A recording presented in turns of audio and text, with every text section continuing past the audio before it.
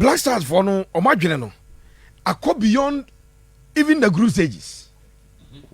Akọ beyond the round of 32. Coach we eba foforo na GFA efa na adwuma no. He had a list of about 35 to 40 players.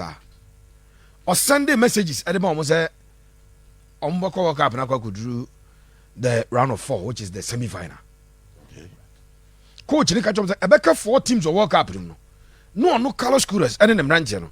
One eka ho ewo the World Cup. So no ade ba kwa coach no. What the same ranch and I'm panyi make my catch up say atmosphere na what camp there. It is good, it's been fantastic. Very, very healthy, and Mijidi is Nyoma Bekoye Eddie Ama Black Stars. Nano, me can send you Hana Mamisa repeat him. Sa Black Stars camp na bedane baby a big man be a person kwa could be in first winning so. Nippon be yana because of political affiliation to Casabana na a hano. Najan say. On a political affiliation, how can one say? People should have known that over the years. Baby, I hear you may do a material. I do know. As I'm say, a certain level, and sir, that Mammy Sankabi. And Ramisako be blaster, you are. Because now, Joshua Labi, and so could share players, you know. No, it is not correct. School for Grumble boss, they come say high team. Say to Pukuare, Prempe College. And no cramo sports masters, no munim football psychology pan. They do the big games now. They don't allow the way bad dressing room on in Grana because there be. 80 Adiana Koso Black Stars camp on Evasuni is Omunyai. Yes, I hear Ombakwa. Me call them guys, Ibrahim Mahamudi and Kato Nasa. We answer Joshua Labi, professor.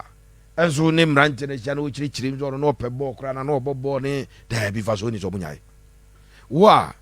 Because of your political affiliation, so you feel that a political affiliation into me, Pepe Suarez, majority of free Fiatare, some Baba Kassan. That's your business, that's your problem. For us, we are check. My radio Juma at the time.